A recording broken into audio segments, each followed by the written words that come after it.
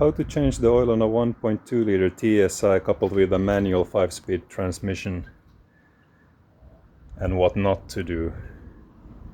Start with removing the plastic shield. Go under the car. Do not remove this bolt. That is not the drain bolt. I removed it, it didn't feel like a drain bolt, and it was screwed into some kind of captive nut on the other side. Fortunately I was able to get it back. The actual drain port is right there, and it is a huge cap with a big Allen wrench insert, and I found that the easiest way to open it is to use one of these extension nuts, and then you can just put that in there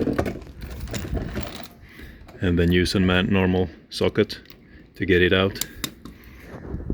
And then the fill plug is on the other side,